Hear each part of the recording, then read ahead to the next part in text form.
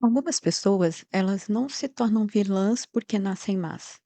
Elas se tornam perigosas porque passaram tempo demais tentando ser vistas.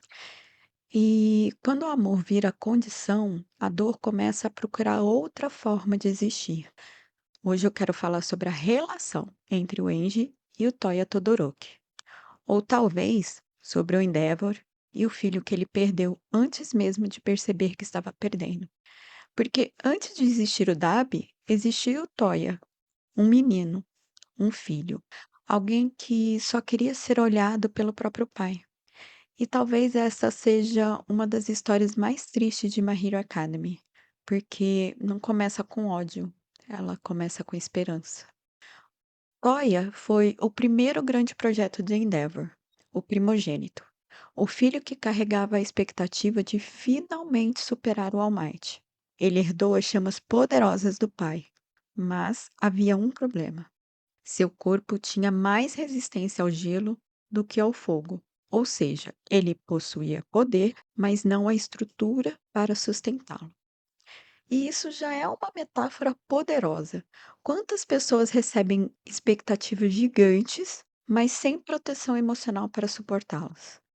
No começo, Toy acreditava que aquilo significava amor, treinamento, atenção, exigência, porque para uma criança ser visto já parece afeto. Então ele se esforçava, se queimava, insistia, porque no fundo ele não estava tentando ser forte, ele estava tentando continuar sendo escolhido. Mas quando Endeavor percebe que Toya não seria o herdeiro ideal, ele faz algo devastador. Ele recua, ele desiste, e aí direciona tudo para o Shoto Todoroki. Imagine isso. Você cresce acreditando que o seu valor está em corresponder e de repente descobre que foi substituído, não como herói, mas como filho. Toya não queria poder, ele queria reconhecimento. Queria que o pai olhasse e dissesse: Você é suficiente. Mas o silêncio de Endeavor dizia o contrário, e poucas coisas machucam mais do que tentar desesperadamente ser amado e perceber que virou decepção. E é aqui que Toya começa a desaparecer e Dabi começa a nascer. Mesmo proibido, ele continua treinando sozinho, mais forte, mais longe, mais desesperado, porque ainda acreditava que se provasse seu valor, o pai voltaria a enxergá-lo, até o acidente, o incêndio, as próprias chamas consumindo o próprio corpo. Todos acreditaram que Toy havia morrido. E de certa forma ele morreu mesmo, porque quando alguém percebe que nunca foi amado pelo que era, mas pelo que ele poderia entregar, algo dentro dele morre. Quando ele retorna, ele não volta como filho, volta como consequência. O Dabi ele não quer apenas vingança, ele quer testemunha. Ele quer que o mundo veja quem Endeavor realmente é. Ele quer expor e destruir, fazer o pai sentir publicamente a ruína que ele viveu em silêncio. O Dabi não quer vencer o Endeavor. Ele quer que o Endeavor se veja. E isso é muito mais cruel. Porque aqui existe uma verdade difícil. Dabi é responsável pelos próprios crimes, mas o Endeavor participa da origem da ferida.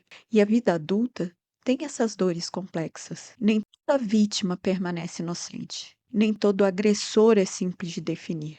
Às vezes a tragédia está justamente nessa zona cinzenta.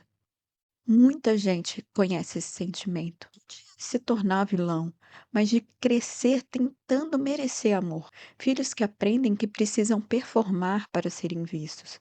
Pessoas que confundem exaustão com valor. Adultos que ainda vivem tentando ganhar uma aprovação que nunca veio. E alguns transformam isso em silêncio, outros em raiva. Às vezes, o filho rebelde não é o problema da família, é a prova viva de que o problema existe. Dabi não nasceu do fogo, ele nasceu da ausência, da expectativa, da substituição, do abandono disfarçado de disciplina. E talvez o maior terror dessa história seja perceber que Toya só queria uma coisa muito simples: ser amado sem precisar merecer. Vou fazer uma pergunta para que você a leve. Quantas vezes você tentou se destruir só para finalmente ser visto? Porque às vezes o que chamamos de raiva é só amor apodrecido. Te encontro no próximo episódio.